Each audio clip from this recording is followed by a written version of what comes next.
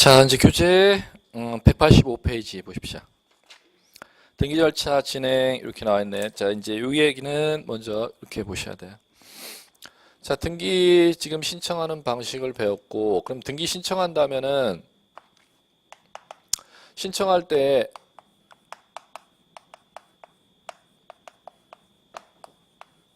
신청 정보와 첨부 정보가 필요합니다. 첨부 정보. 자, 무슨 얘기냐면은 신청 정보, 첨부 정보는 교재에 통으로 다 빠져 있습니다. 이게 이제 교재에서 이제 교재들 한 30페이지 배당을 분량을 차지할 분량입니다. 이 신청 정보는 등기소에 가면은 무슨 민원을 등기 신청하라는지 서식이 있다는 거죠. 그게 이제 등기 신청서라고 하는 겁니다. 등기 신청서라는 양식 적는 걸 법률용어로 옛날에는 신청서 이렇게 불렀는데 현행법에는 신청 정보 이렇게 부릅니다. 그다음에 그 신청 정보에 적어놓은 사항을 갖다가 증빙하기 위한 서류를 갖고 와야죠. 증빙하기 위한 서류들을 첨부 정보 이렇게 부르는데, 자, 요거 이제 배워야 될 게 이제 이런 것들을 이제 배울 겁니다. 본교재 나오면.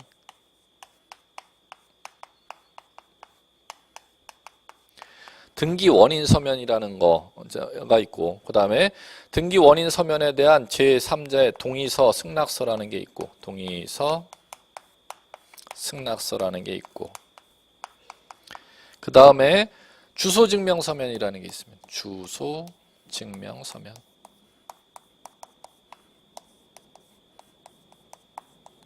그 다음에 등록번호 증명 서면. 등록번호.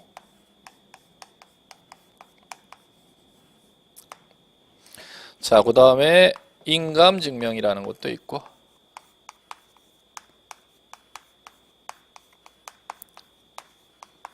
기타 등등등등등등등등등 이렇게 나왔는데, 이걸 갖다 이제 왜 기본 과정에서 지금 인문과에 왜 지금 교재 생략을 해놨냐?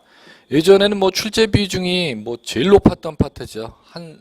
지금 등기법 12문제에 3문제 이상 배당이 떨어지는 파트가 이 문제였었는데, 7년 전서부터 등기법 전면 개정해갖고 전산 작업이 다 완료되고, 전 관할 등기소가 전산 작업이 완료되고 나서 이 서류 문제를 묻는 문제가 아직까지 출제가 안 되고 있습니다. 거의 출제가 예전에는 종이 등기부로 했을 때 법전에서는 상당히 중요시 여겼었는데 이 중요성이 떨어졌다는 거죠. 그래서 그 출제 방향에 대비해서 5년 전서부터 시험 문제에서는 여기서 한 문제가 나거나 아예 안 나거나 이런 식으로 옛날에 3문제 이상 배당이 떨어졌던 가장 중요한 파트, 수험 준비하시는 분들이 가장 어려웠던 파트가 현재 시험에서는 출제가 거의 안 되고 있습니다. 왜 그러냐면 참고로 말씀드리면은 현재 등기소에서 등기하는 실무 규칙도 이게 통일이 안 돼 있습니다. 아직 정립이 안 돼 있기 때문에 함부로 이 파트를 갖다 시험 문제 했다가는 이의 신청이 들어옵니다. 그럴 때 옛날에는 종이로 했을 때 전제로 했던 이 서류들이 현재는 시험에서 현재 실무상 통일이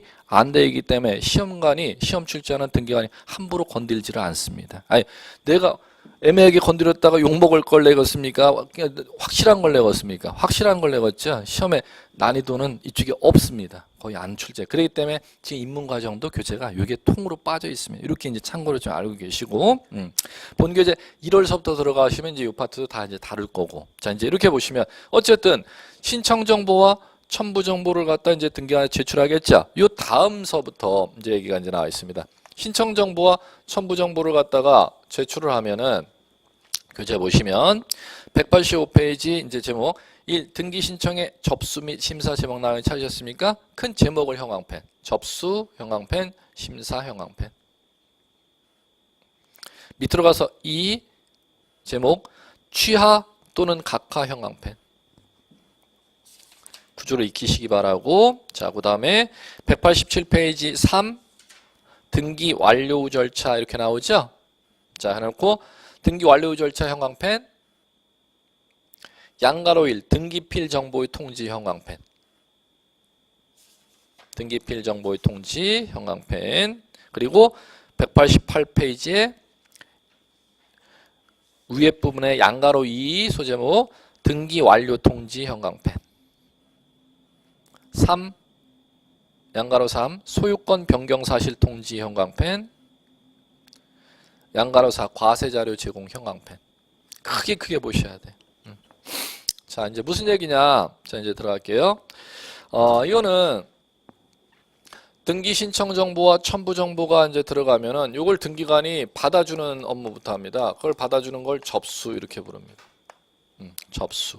자, 그러면 접수를 받고 나면은 등기관이 무엇을 하냐면 접수받은 서류를 갖다가 자, 검토해서 둘 중에 하나로 가는 겁니다. 적법하다, 부적법하다. 적법하다, 부적법하다 결정을 내리는데 적법하다고 결정을 내리면 수리해서 해당 전산에 입력 작업하면 되는 겁니다. 해당 전산에 입력 작업하는 게 등기 이렇게 부르는 겁니다. 기록. 해당 전산 찾아서 전산에다 입력 작업하는 거 기록. 등기. 그러면 부적법하면은 자, 요거 하면 됩니다. 각하. 각하 결정을 내리면 여기에서는 이제 업무는 끝나는 것이고. 네. 자, 그러면 적법한지 부적법한지를 갖다가 자, 아유, 죄송하네. 잘못했네. 지금 제가 졸려갖고 그래요. 자, 접수받으면은 심사라는 걸 먼저 해야지. 심사라는 걸 하는 걸 이제 조사 이렇게도 이제 부르고. 이걸 한 다음에 적법, 부적법을 판단해야죠. 예, 그러면 심사를 해서 자, 부적법한지, 적법한지. 자, 부적법하면은 각하. 적법하면은 이제 수리해서 등기 이렇게 해주면 됩니다. 수리는 뭐 생략해도 되고. 자, 그러면 자, 등기 이렇게 되면은 각하 결정을 내리면 업무는 이제 여기서 끝나는 것이고. 자, 등기하면 해당 등기를 등기소에 등기관이 여러 명이 있지 않습니까? 나중에 그러면 그 책임 국가공무원이 업무를 하면 나중에 책임 소재가 문제가 될 경우 어느 공무원이 업무를 처리했는지를 갖다가 업무 처리한 말미에다 적어놔야죠. 그걸 이제 등기라는 업무를 했으니까 그 등기소에 어느 등기관이 업무 처리했는지 그걸 자 마무리하는 조치를 취해야 됩니다. 교합 완료.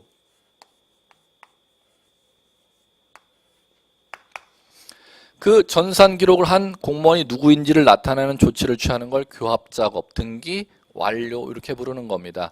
그러면 자, 등기 완료하고 나면은 자, 등기 완료하고 나면 등기관이 해야 될 잔무 처리 과정 4가지가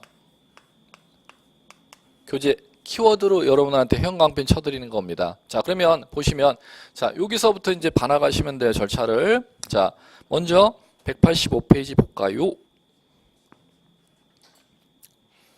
양가로 1 신청 정보의 접수 이렇게 나와 있죠. 자, 이제 키워드 잡는 작업하시면 돼요. 1 신청 정보의 접수란 당사자가 제공한 등기 신청 정보를 여기 있잖아요. 이 용어가 나오죠. 갑자기 교재는 앞에 통으로 빠졌는데 나오시잖아요. 신청 정보가 자, 뭔지 아셔야 돼요. 신청 정보가 뭐냐면 옛날로 얘기한 신청서 써서 내는 게 신청 정보만 써서 낸다. 첨부 정보도 같이 내야 된다. 아니요, 같이요. 신청 정보하고 첨부 정보를 같이 접수시켜야 돼. 신청 정보만 써서 내면 안 돼. 첨부 정보까지 같이 써서 내면 자, 그걸 등기관이 받아주는 걸 법률에 뭐라 부른다? 접수. 그럼 받는 거 여기 보세요. 받는 거 무엇을 받는다? 신청 정보와 첨부 정보를 등기관이 받아주는 걸 접수 이렇게 부르는 거예요. 자, 그러면 거기에다가 자, 등기관은 신청 정보가 제공이 되면 원칙적으로 이를 받아들여야 하며 거절할 수 없다 해서 거절할 수 없다. 형광펜 치시고 2글자 쓰시면 돼.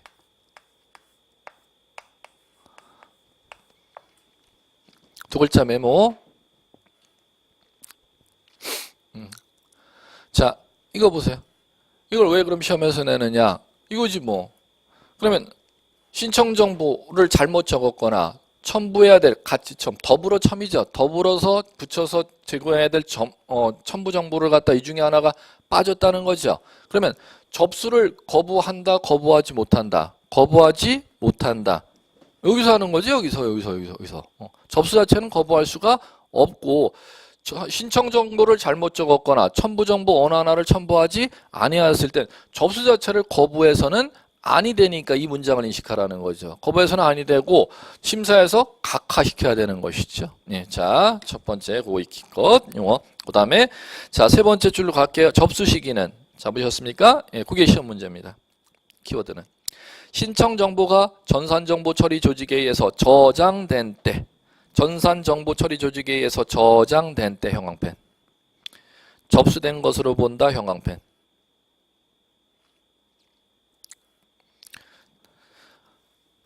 자주 등장하는 지문으로 자주 등장하는 법조문입니다. 신청 정보가 등기소에 있는 컴퓨터에 접수됐다고 기록을 한 때 있죠. 그 기록이 올라간 때 접수된 것으로 간주합니다. 예, 그 다음에 동그라미 2 효력 발생 시기 너무 많이 나는 지문이죠.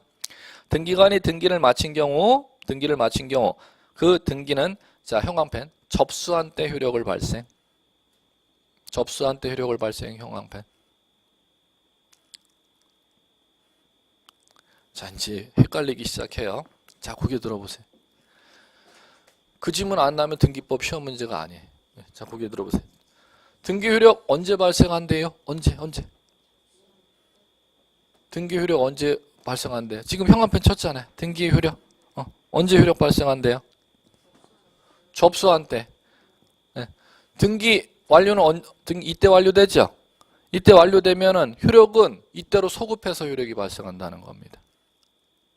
지금 이거 알아도 이거 안 나면 등기법 시험 문제가 아니에요. 자, 등기는 언제 끝마쳐지느냐? 교합하면 끝마쳐지죠. 그러면 자, 물권 민법에서 186조에서 뭐라고 하느냐? 법률행위로 인한 물권 변동은 뭐 하여야? 등기 하여야. 접수하여가 아니고 뭐 하여야? 등기 하여야 효력이 발생해. 그런데 그 등기 효력은 언제서부터? 이때는 했다 하더라도 소급하여 언제? 접수한 때서부터 등기 효력을 인정해 준다는 겁니다. 접수한 때부터. 예. 시험 지문에 반드시 등장합니다. 반드시. 예. 자, 그다음에 자, 이제 요거죠. 등기 신청 접수받았으면은 뭐 해야 되느냐면 심사해야죠. 적법한지 부적법한지 검토하는 작업을 해야죠. 그걸 심사, 조사. 자, 이제 그러면 현행 부동산 등기법은 등기관의 심사권에 대해서 신청 정보로 제공된 정보와 등기 부만에 의해서 심사하는 형식적 심사주의 형광펜. 형식적 심사주의 형광펜. 서류의 적법성과 등기부의 기재사항만을 갖다가 심사하는 것을 형식적 심사주의 이렇게 용어 사용하는 겁니다. 자, 그 다음에 이 형광펜으로 가죠. 취하 각하 가죠. 자, 요거 하나 용어가 더 나왔네. 자, 요거 등기 신청 정보를 갖다가 접수를 시키면은 요 절차가 쭉 진행될 거 아닙니까? 절차가 진행되는데 신청 정보를 접수했던 사람이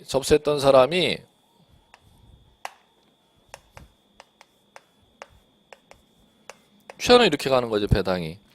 아니, 나 등기하려고 신청 정보 접수시켰는데, 아니, 나 등기 안 하고 싶어요. 도로 주세요. 도로 주세요. 그걸 취하 이렇게 부르는 겁니다. 그러면 취하라고 각하하고 위치를 아셔야지. 그래야 시험 문제가 뭐가 나는지를 아셔야지.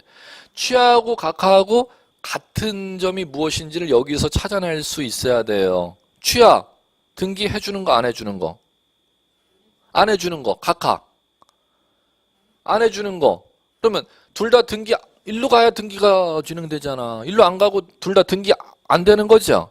차이점은 이렇게 묻습니다. 차이점은. 강제적으로 안 해주는 거, 각하. 지네가 도로 찾아가서 안 해주는 거, 취하. 이렇게 시험에 난다는 거. 두 번째 차이점. 자, 강제적으로 반려하는 것은 각하라고 하고 당사자의 의사표시에서 반려해 주는 것은 취하. 둘 다 등기가 안 되는 것이라는 점에서는 공통점인데 첫 번째 차이점이 강제적으로 안 되는 것이 각하. 당사자의 의사표시에서 등기 안 하고 돌려주는 걸 취하 이렇게 부르는 겁니다. 두 번째 차이점 시험 문제 옛날에는 자주 물었습니다. 각하되면 얘네가 제출했던 게 뭐와 뭐죠? 신청정보와 첨부정보죠. 그 다음에 취하. 취하도 신청정보와 첨부정보 요거를 갖다 접수시켰죠. 그러면 각하가 되면은 잘 들어보세요. 신청정보를 제외한 첨부정보만 반려. 신청정보를 제외한 첨부정보만 반려. 취하가 되면은 다 줘요. 신청 정보와 첨부 정보를 다 준다는 겁니다. 그 차이점을 그전엔 자주 물어. 지금은 이제 이쪽 파트가 이제 출제가 별로 안 돼. 강론 쪽을 많이 출제하는데 옛날엔 자주 출제했던 용어들입니다. 예. 크게 보셔야 돼요. 이걸 왜 제가 일일이 그리드는지를 이해를 하셔야 되고, 등기법은 큰 스케일로 납니다. 미시적으로 뭐 지문 묻는 문제 이런 식으로 출제하기보다 절차법이니까 절차의 과정 중에서 흐름을 이해하는지 이해 못하는지. 자, 다시 한번 들어보세요. 정리. 취하 각하의 공통점은 반려가 된다. 강제 반려를 각하, 당사 의사표시에 한 반려를 취하. 두 번째 차이점, 강제 반려나 의사표시에 한 반려냐. 두 번째 차이점, 각하가 되면은 신청 정보 제외한 첨부 정보만 반려, 취하가 되면은 신청 정보하고 첨부 정보를 모두 반려. 이 차이가 있습니다. 네, 이렇게 이제 이해하면 시험 문제는 그것까지 끝입니다. 뭐 나중에 기본 심화 과정 가도 더 이상 들어갈 얘기는 없고. 자, 그 다음에 하나 더 난다면 이제 취하 쪽에서 하나 더 난다면은 비교하는 문제는 이제 그 두 가지 얘기를 갖다 차이점을 묻는 문제를 낼 수가 있고, 이 취하 쪽에 이제 하나 더 이제 묻고자 한다면은 누가 취하할 수 있느냐는 겁니다. 취하하는 것은 신청한 사람이 그대로 취하. 그걸만 아시면 돼. 신청한 사람, 우리 여기서 제가 이건 생략한 둘째 시간에 배웠던 걸, 신청한 사람이 그대로 취하하는 겁니다. 그러면 한번 대입해 볼까요? 당사자 공동으로 등기 신청했으면은 취하도 누가요? 공동 취하. 당사자 단독으로 신청하였으면은 단독으로 취하. 그러면 틀리게 내고 싶으면 크로스해서 문제를 내겠지 뭐. 공동 신청하였다 하더라도 매매에 따른 소유권 이전 등기를 매도인과 매수인이 신청하였다 하더라도 매매에 따른 소유권 이전 등기 합의 해제될 수가 있죠. 서류 놓고 나서. 그러면 자, 매도인만으로 단독으로 취하할 수 있다로 가야 됩니까? 없다로 가야 됩니까? 없다로 가야 된다는 거죠. 예, 공동 신청하면 공동 취하, 단독 신청하면 단독 신청. 그럼 틀린 지문 만들고 싶으면 크로스해서 문장을 공동 신청 빼고 단독 신청 취하 이렇게 크로스 만들면 X가 된다는 거죠. 그 구조밖에 없고, 하나 더 취하할 수 있는지 하나 더 나는 것은 이거죠. 대리인이 등기 신청할 수도 있겠죠. 그러면 대리인이 등기 신청했으면 즉 법무사 사무실에 등기 신청 위임장 써준다는 거죠. 그럼 대리인으로 하여금 또 취하를 시키려면은 취하는 별도의 위임장이 또 필요합니다. 그러면 신청 위임장 하나만 받으면 취하까지 같이 할 수 있는 게 아니고, 취하에 대해서는 위임장이 따로 있어야 그걸 특별 수건이다 법률용어로 이렇게 부릅니다. 그러면 등기 신청 위임까지 위임 있으면 취하까지 포함된 거다, 취하는 포함 안 된 거다. 신청 위임 내용에는 취하가 포함이 아니 되어 있기 때문에 취하하려면, 대리인으로 하여금 취하하려면은 취하에 대한 뭐가 있어야? 특별 수건이 있어야 취하할 수 있습니다. 이렇게 이제 가는 겁니다. 자, 이제 이렇게 가시면 될 것 같고, 그 다음에 이제 보셔야 될 게, 자, 요거. 자, 각하와 취하를 갖다 갔으니까 이제 이쪽으로 가면 되죠, 뭐. 자, 조사에서 각하시킬 수 있는 사유가 있습니다. 그 교재 보시면 어디를 봐두시느냐 하면은, 교재 186페이지에 보십시오.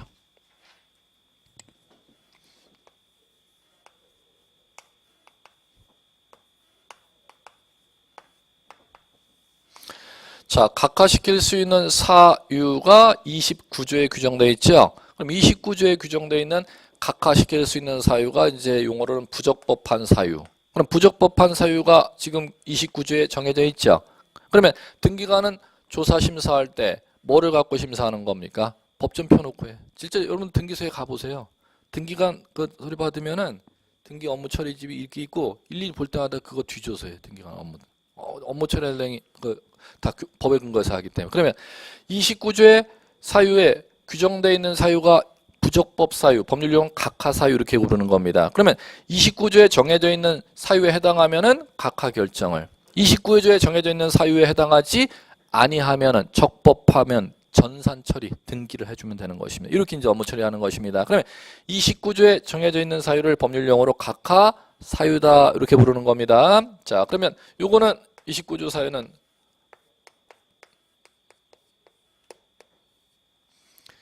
뭐 법무사 시험에서는 뭐 자주 물었는데 중개사 시험에서는 이런 용어까지는 아직 안 나니까.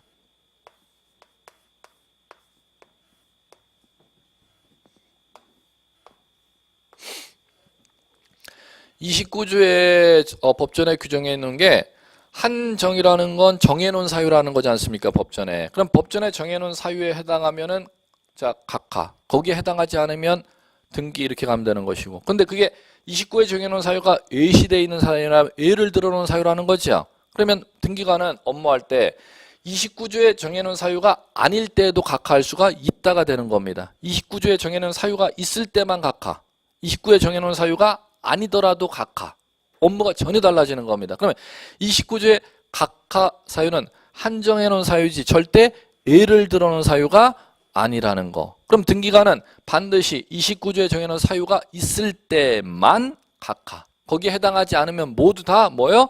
등기, 이렇게 업무를 가는 겁니다. 네, 자 그러면 거기에서 29조 거기에 의 등기 신청의 각하 의부터 읽어볼게요. 당사자의 등기 신청 행위에 하자가 있는 경우 등기관은 각하해야 한다. 전자신청, 각하결정, 방식, 고지 방법은 서면 신청과 동일한 방법으로 처리한다. 등기관은 신청행위 시 첨부한 신청 정보를 접수한 경우 등기 실행하거나 각하 결정을 하는데, 여기서 등기 신청의 각하란 등기 신청이 뭐하여? 부적법하여. 여기 지금 다 말씀드렸지 않습니까? 부적법하여. 자, 등기관이 등기부의 기록을 거부하는 결정을 의미한다. 따라서 신청된 등기 사건이 각하되면 등기는 실행하지 아니하게 되고, 동그라미 2에 각하 사유 29조에 나오죠? 네, 그걸 이제 시험 문제 낸다는 겁니다. 그러면 29조의 각하 사유가 기억번, 사건이 그 등기소의 관할이 아닌 때, 관할 위반 이렇게 부르는 겁니다. 관할 위반, 관할 위반. 니은 사건이 등기할 것이 아닌 때, 이거는 사건이 등기할 것이 아닌 때가 2호 사유인데, 기억번 끝에 옆에다가 여백이 있고 니은번 끝에 있다 여백인데, 29조 끝에 기억번 끝에 옆에다가 아닌 때 옆에다가 1호 이렇게 쓰십시오. 1호. 니은번 끝에다가 2호.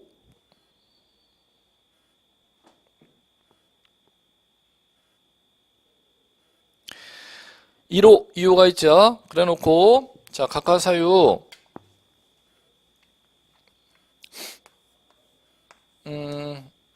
1호하고 2호 사유가 있고, 그 밑에 이제 D급번서부터 끝에까지가 11호까지입니다.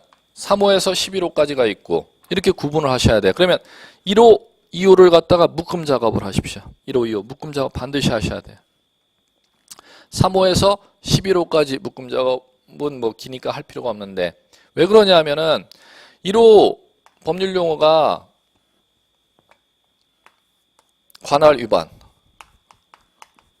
관할 위반. 자, 2호 법률 용어가 등기할 사항이 아닌 때. 관할 위반과 사건이 등기할 사항이 아닌 때라고 하는 건데, 이 사건이 등기할 사항이 아닌 때 2호에 해당하여 위반돼서 각하시키는 사유가 또 법전에 또 따로 명시해 놨습니다. 이거는 영원한 시험 문제입니다. 지금 인문서 교재에는 지금 그 사유들이 구체적으로 지금 예를 안 들어놨는데, 55조 2호가 사건이 등기할 것이 아닌 때입니다. 여기에 해당하여 각하시키는 사유 이제 기본서 나오면 이거는 시험에서 1년 내내 익히셔야 될 사유입니다. 그럼 나머지 3호에서 3호 보시면 D급번이죠. 신청할 권한이 없는 자가 등기 신청한 경우서부터 오른쪽에 보시면 P급번, 신청 정보 또는 등기 기록 부동산의 표시가 토지, 임야대장, 건축물 대장과 일치하지 아니하는 경우까지, 이쪽 각하 사유는 묻지를 않습니다. 그런데 55조 2호 각하 사유에 해당하는 사유들을 지금 법전에 규정해 놨는데, 지금 인문서 교재이기 때문에 지금 서술이 안 돼 있습니다. 그러니까 영원한 시험 문제입니다. 시험에 날 것 같아요 이런 문제가 아니고 매년 시험에 났었습니다. 매년. 단 올해 27회만 쉬었어요. 올해 27회는 쉬었어요. 그만큼 중요한 사유입니다. 그러면 이 두 가지를 이제 본교재 가서 이제 익혀 나갈 것이고, 자 이게 왜 중요하냐? 그 다음도 또 시험 문제 중요하죠. 이 1호와 2호 사유를 갖다가 간과 보고 지나쳤다는 거죠. 뭐 간과했다는 건. 그러면 자 1호와 2호 사유에 해당하면은 1로 가야 되는데 1로 안 가고 1로 갔겠죠. 뭐 1로 가면은 간과했으면은 등기가 된다는 거죠. 그러면 이거는 부적법한 등기다 이렇게 배당이 떨어지는 것이죠. 왜? 밑으로 갔으면 각하 결정 내렸으면 업무가 여기서 끝났어야 되는데 간과했으면 위로 갔다면 등기로 가는 것이죠. 그러면 자, 간과한 등기는 하자가 있는 등기죠. 이 하자가 있는 등기를 유효로 보는지 무효로 보는지가 이제 등기법의 시험 문제에 배당이 떨어지는 겁니다. 그러면 하자 사유를 이렇게 배당시켜 놓은 이유가 있지. 대법원 판례에서는 위의 사유를 간과했느냐 밑의 사유를 간과했느냐에 따라서 유효 무효를 달리 판단하기 때문에 자 55조 1호 2호 1, 2 1호 관할 위반하여 간과한 등기 사건이 등기할 사항이 아닌 때에 해당하는 걸 그럼 등기사항이 아닌 때에 해당하여 각하 결정을 내려야 되는 걸 간과하여 등기한 거죠. 이럴 때는 등기했다 하더라도 절대 효력 인정 안 해줍니다. 무효. 55조 3호에서 11호 사유를 간과한 등기는 하자가 치유가 되어 절차상의 하자에 불과하기 때문에 유효한 등기로 인정해 줍니다. 그러면 무효인 등기라면은 계속 있기 때문에 시험 문제 나는 거죠. 무효인 등기라면은 그냥 두어서는 안 되고 말소 등기를 해야 되겠죠. 이 말소 등기를 누가 하느냐가 시험 문제죠. 등기관이 직권으로 하도록 되어 있습니다.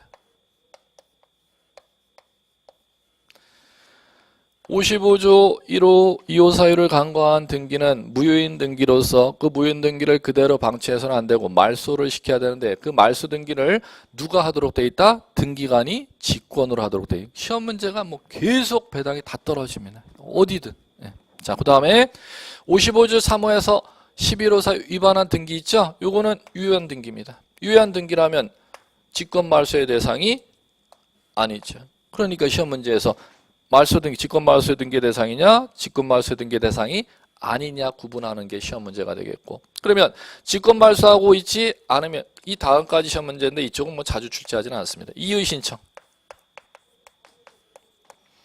자, 이쪽은 이의 신청의 대상이 아닙니다. 요까지 여러분들이 꼭 아셔야 돼요. 요 구조로 이제 시험을 배울 것이고 이제 앞으로 본교재 나오면은 자 그러면 교재 보시면 있네. 187페이지 우회 상단에 동그라미 3 간과 사유를 간과하고 실행된 등기 효력 찾으셨습니까? 그러면 지금 배당 1로 떨어지는 거지 않습니까? 관할 위반 사건이 등기할 사항이 아닌 걸 간과한 등기에 대해서는 절대 무효인 등기고 그 무효인 등기는 누가 말소? 등기관이 직권 말소. 직권 말소 안 하면 이의 신청 대상. 3호에서 11호 사유를 간과한 등기에 대하여는 자 등기했으면 절차의 하자가 치유가 되어 유효한 등기. 유효한 등기라면 직권 말소의 대상이 아님. 직권 말소의 대상이 아니라면은 말소하고 있지 않아도 이의 신청의 대상이 아님. 여기까지가 뭐 자유자재롭게 시험 문제로 출제할 겁니다. 자, 그다음에 이제 3.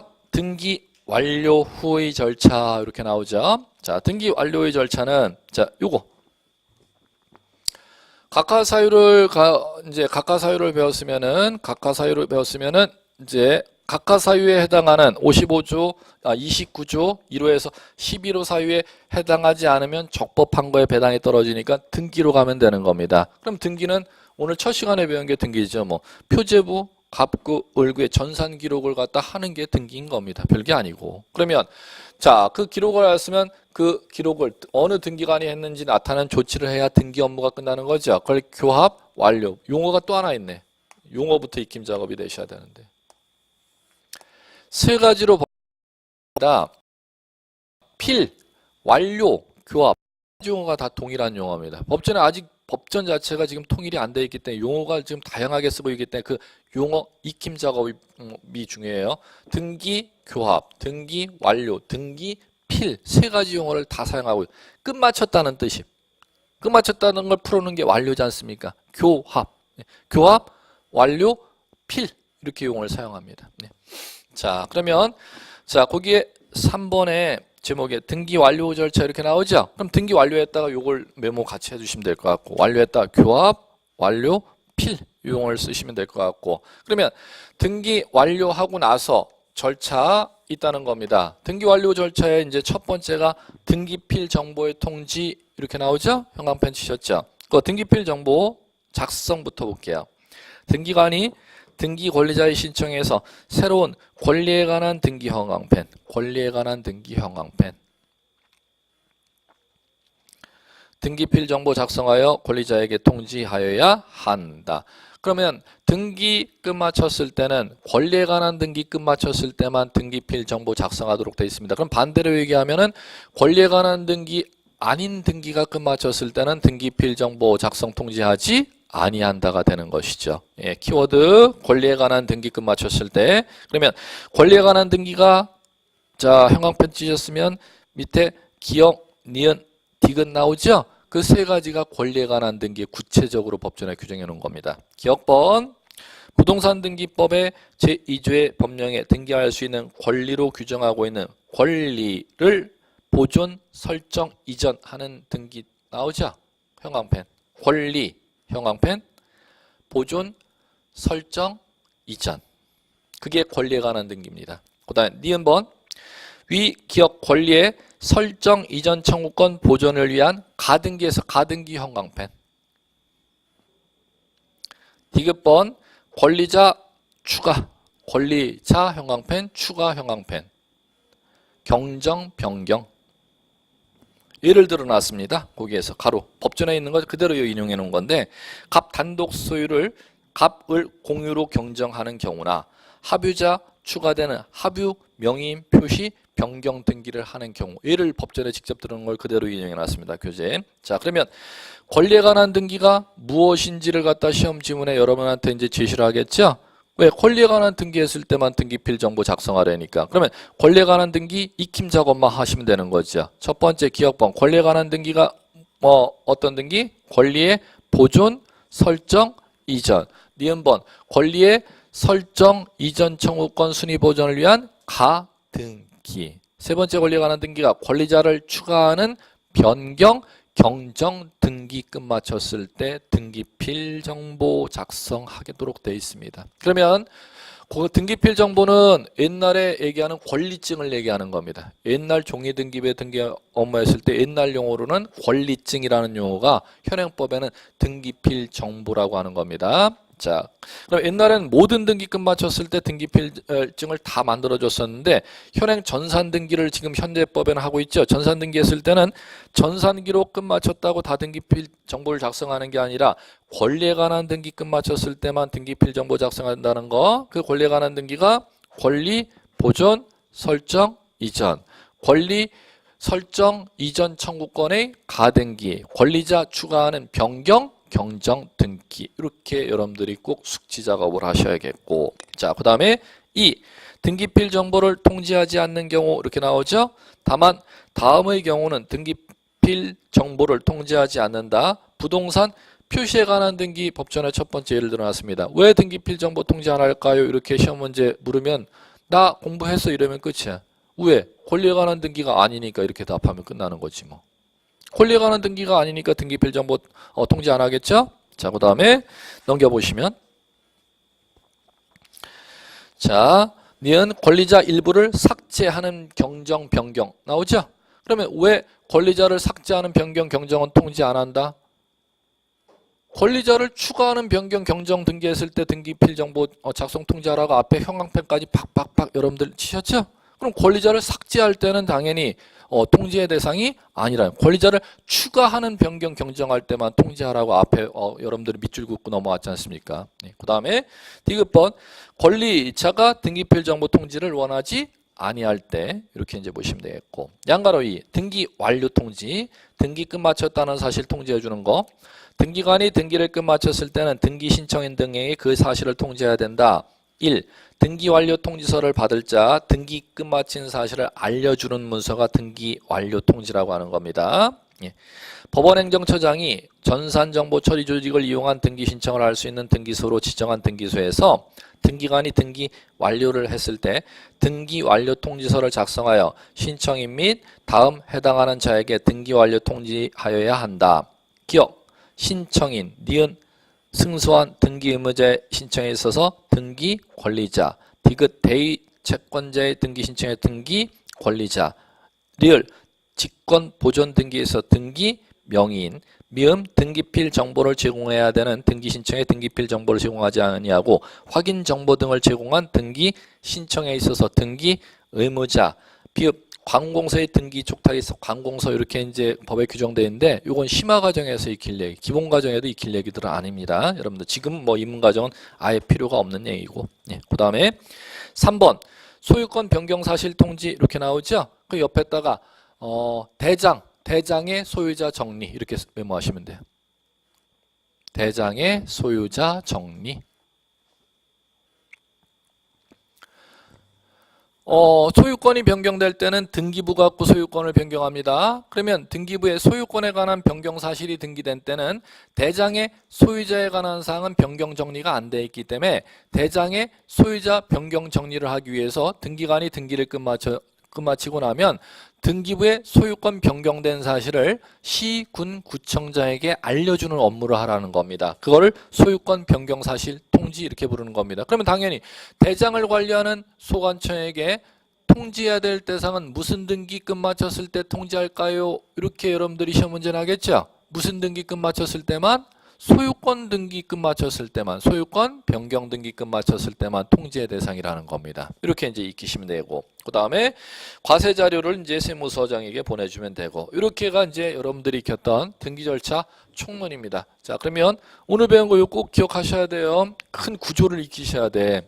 자, 등기 절차 총론 들어가기 전에 오늘 첫째 시간에 배웠던 것부터 먼저 정리. 자, 등기 사무 처리하는데 등기소라는 데서 우리나라는 등기사무 처리한다. 그 다음에 두 번째, 등기소에 있는 공무원이 다 등기관이 아니고 그 안에 등기사무 처리하는 자가 등기관인데 등기소에 있는 공무원 중에서 등기관은 지방법원장, 지원장에 지정받은 자가 등기사무 처리한다. 세 번째, 등기하는 장부 이름을 등기부라고 하는데 등기부 하나의 기록은 일반 토지 건물 등기 기록과 아파트 분양건축물 등기기록, 구분건물이라고 하는 겁니다. 구분건물 등기기록이 다르다. 일반 토지건물 등기기록은 자 하나의 등기기록 양식 3개 꼭 기억하셔야죠.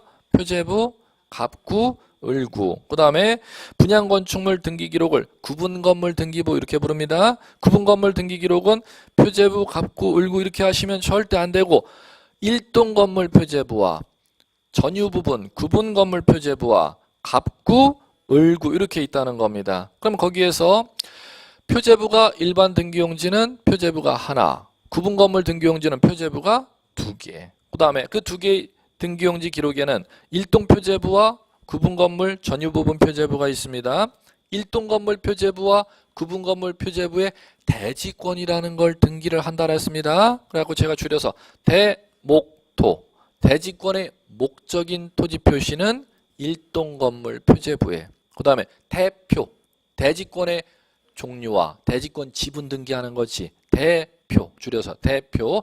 대표는 대지권의 표시는 각 전유부분, 구분건물 표제부에 등기하는 거. 등기용지 양식은 등기법의 시작이자 가장 중요한 기초에 해당하기 때문에 등기부가 일반 등기부냐 구분건물 등기부냐 구분하는 시험 문제와 구분건물 등기부에는 일반 건물 등기부와 차이점, 표제부가 2개가 있다. 일반 등기부에 없는 대지권이라는 걸 등기한다. 그 2가지를 갖고 시험 문제를 접근할 겁니다. 어느 해이든 간에. 자, 그걸 익히시면 자 이제 등기 절차 총론으로 오죠. 등기 절차 총론은 등기하는 일련의 과정의 공통 법 원리를 규정해 놓은 게 총론, 개별 등기 원리를 규정해 놓은 게 강론. 그러면 등기 절차 총론 법 원리에서는 등기 개시부터 가야 된다 그랬죠. 등기는 신청이나 촉탁이 있어야 등기. 신청 촉탁이 없어도 법규에 정해놓은 사유가 있는 때는 등기관의 직권이나 법원의 명령으로 등기. 그러면 이제 시험에서 크게 물을 때는 신청으로 등기하는 겁니까? 법률에 정해놓고 있는 직권으로 등기하는 겁니까? 이거와 이거를 변별하는 시험 문제를 갖다 이제 1년 동안 트레이닝 연습을 하셔야겠고. 자, 두 번째.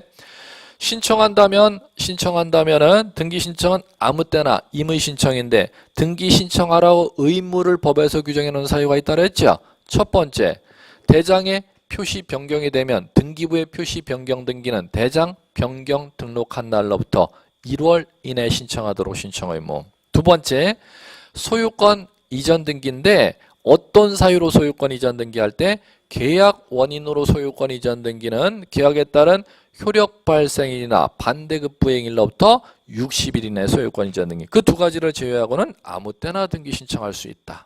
자, 그 다음에 배웠던 게 등기 신청한다면은 등기 불안되는 재산권을 등기한다는 겁니다. 그럼 그 재산권을 등기할 수 있는 지위 자격이 먼저 있어야 된다 그랬죠? 그 재산권을 등기할 수 있는 지위 자격, 등기 명인 자격, 등기 신청 자격 이렇게 부르는데 누구한테 인정되느냐 하면 자연인과 법인과 비법인이라고 해도 되고 권리 능력 없는 이라고도 하고 두 가지 용어가 다 납니다. 비법인, 사단, 재단, 권리 능력 없는 사단, 재단에게 등기 신청 자격이 있다. 자, 그다음 가죠. 등기소에 등기 구체적으로 등기 신청을 누가 하러 오느냐? 등기 신청인 당사자가 등기 신청할 수 있어. 당사자는 등기 권리자와 의무자. 자, 당사자 아닌 제3자가 등기 신청할 수 있어. 제3자가 등기 신청하는 게 포괄 승계인에 의한 등기 신청이 있고 대리인에 의한 등기 신청이 있고 대위 신청이라는 게 있습니다. 그러면 자, 제3자에 의한 등기 신청은 이제 본교재 기본서 할 때 이제 다루기로 하고 지금 은가정은 당사자가 등기를 신청할 때 당사자라 함은 등기 권리자라는 법률 용어의 지위를 가진 자와 등기 의무자라는 법률 용어의 지위를 가진 자를 당사자라 하고 당사자가 와 같이 공동으로 신청하는 게 원칙인데 법률에 정해놓은 사유가 있을 때는 단독으로 등기 신청할 수가 있다 그랬죠. 그럼 시험이 이제 또 문제가 이미 주어졌네. 공동 신청하는 거요, 단독 신청하는 거요. 그걸 변별하는 시험 문제가 여러분 이제 1년 동안 익혀야 될 문제라는 겁니다. 그럼 첫 번째 오늘 3개를 여러분들한테 익혀드렸습니다. 토지 건물 최초 소유권을 등기하는 걸 보존 등기 이렇게 부릅니다. 보존 등기는 권리자, 의무자라는 용어가 있을 수가 없기 때문에 등기 명의만으로 단독으로 신청하는 겁니다. 자, 두 번째 하나 또 법률에 규정해 놓은 단독 신청을 익혔던 거. 자, 토지 건물 소유자가 사망하면 그 사망한 사람의 소유권이라는 재산권을 가족법에 의해서 상속받은 사람들이 있다 그랬죠. 그러면 상속받은 사람들이 있으면 상속인만으로, 그럼 상속인이 등기 권리자의 지위 있지 않습니까? 의무자가 사망했기 때문에 상속에 따른 소유권 이전 등기는 누구만으로? 상속인 등기 권리자만으로 단독 신청. 세 번째 시험에서 가장 많이 나오는 거, 등기 권리자 의무자가 양방 당사자가 공동으로 신청해야 될 등기를 어느 일방 당사자가 협력하지 아니할 때는 소송을 법원 가서 민사지방법원 가서 소송을 걸으라는 거죠. 소송을 제기해서 승소 판결받으면은 판결받은 자가 법원에서 인정해주는 국가에서 인정해주는 판결문을 들고 온 자이기 때문에 허위 등기를 할 염려가 없기 때문에 단독으로 신청할 수 있다. 그러면 판결문 들고 단독으로 신청할 수 있는 지위 자격은 누구에게 인정되느냐를 시험 지문에서 묻는다는 겁니다. 승소한 등기 권리자만으로 단독 또는 승소한 등기 의무자만으로 단독으로 신청할 수 있다. 세 가지 단독 신청하는 걸 오늘 익힘 작업한 겁니다. 소유권 보존 등기와 상속 등기와 판결에 따른 등기 세 가지. 나머지 이제 익힘 작업은 본교재 기본서 들어갈 때 이제 하자는 겁니다. 시험에 가장 빈출 빈도 높았던 세 가지만 이제 오늘 익힌 것이고. 그다음에 그러면 등기를 신청을 그 사람들이 한다면 신청할 때는 두 가지를 제출해야 된다 그랬죠. 신청 정보와 첨부 정보. 신청 정보는 옛날로 얘기하면 등기소에 가면 신청하는 서식, 등기 신청서 그거 적는 거. 그다음에 등기소에 들어갈 때 갖고 구비해 가야 될 서류를 첨부정보 두 가지로 용어를 부릅니다. 그러면 신청정보와 첨부정보는 옛날에는 시험에서 출제 비중이 높았는데 현재는 지금 전산등기가 완료되고 나서는 업무 통일이 되어 있지를 아니하기 때문에 등기소마다도 이쪽에 대해서 함부로 등기관이 지금 출제를 함부로 못합니다. 그럴 때 출제 비율은 많이 약해졌다. 옛날에 가장 출제 비율 높았던 부분이 많이 약해졌다. 그럴 때 등기법이 옛날에 비해서는 공부하기가 쉬운 겁니다. 이쪽 많이 내면 여러분들 공부하기 상당히 어렵습니다. 그런데 등기관도 이제 시험을 출제하는 등기관도 함부로 이쪽을 건드리지를 아니하기 때문에 공부하는 과정 중에서는 어려울지 몰라도 시험에서는 오히려 여러분들한테 훨씬 예전에 비해서는 훨씬 편해졌습니다. 강론 쪽을 거의 다 다룹니다. 시험 지문이. 자, 그래갖고 신청 정보와 첨부 정보는 이제 입문 과정인 이번에 없고 1월 달에 이제 나오는 본교재 과정에서 이제 이게 나올 거다. 그러면 신청 정보와 첨부 정보를 제출하면 이제 여기서 등기관이 업무하는 과정 배웠죠? 접수, 의무다. 접수는 꼭 받아야지 여기 접수 자체를 거부하는 건 아니라는 거. 접수 받으면은 조사, 심사, 심사하고 나면 적법하면 등기, 부적법하면 각하. 그러면 그러면 적법한지 부적법한지 판단하는 것은 29조의 부적법한 사유가 1호서부터 11호까지 규정되어 있다 그랬죠. 그럼 거기에 해당하는 사유에 해당하면 각하, 29조에 정해진 사유에 해당하지 않으면 등기로 가면 된다는 거. 그럼 여기서 주의할 거, 각하 사유에 1호와 2호 각하 사유, 3호에서 11호 사유를 구분해서 항상 공부를 하시라 했습니다. 1호 관할 위반과 2호 사건이 등기할 사항이 아닌 때 요거를 위반해서 등기했으면 절대 무효인 등기. 자, 3호에서 11호 사유를 위반했으면 각하 결정을 내리면 되는데 간과해서 3호에 해당함에도 불구하고 등기했어. 그럼 잘못 등기했죠. 그러면 그건 절차의 하자에 해당하기 때문에 그 하자가 치유가 돼서 판례가 유효한 등기로 그대로 인정을 합니다. 그래갖고 자, 절대 무효인 등기라면은 말소 등기 대상이고 유효한 등기라면 말소 등기 대상이 아니라는 거죠. 그럼 또 시험 문제를 낸다는 겁니다. 말소 등기라면 29조 1호 2호를 위반한 절대 무효인 등기 말소를 누가 말소를 시켜도 또 시험 문제를 묻는다는 겁니다. 신청으로 말소하는 게 아니라 등기관이 직권으로 말소합니다. 직권 말소하지 아니하면 부당한 등기 사무 처리가 되어서 이의 신청을 법원에 가서 할 수 있는 대상이 됩니다. 예, 여기까지. 자, 그런데 3호에서 11호에서 위반한 등기는 그 하자가 치유가 돼서 유효한 등기이기 때문에 직권 말소할 수도 없고 이의 신청의 대상도 되지 아니합니다. 이렇게 이제 구조를 익히시면 되겠고, 그럼 이쪽으로 오시면은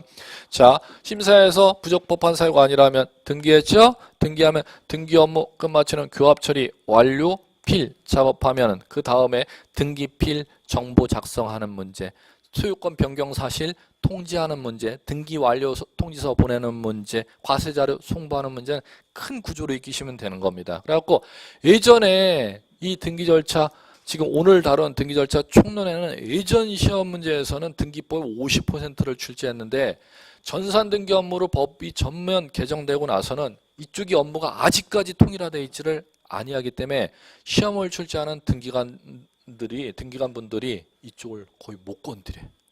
예전에는 시험 등기법 시험에 50%가 이쪽에 배당됐었습니다. 절차 총론이. 그런데 현재는 지금 등기소하는 업무마다 그 사무 처리가 지금 등기관마다 법 해석이 조금씩 다 달리 업무를 처리하기 때문에 쉽게 건드리지를 아니하기 때문에 출제 난이도는 어려운데 출제 비율은 10%에서 20%로 많이 줄어들어요. 예전에 50%까지 출제를 했었습니다.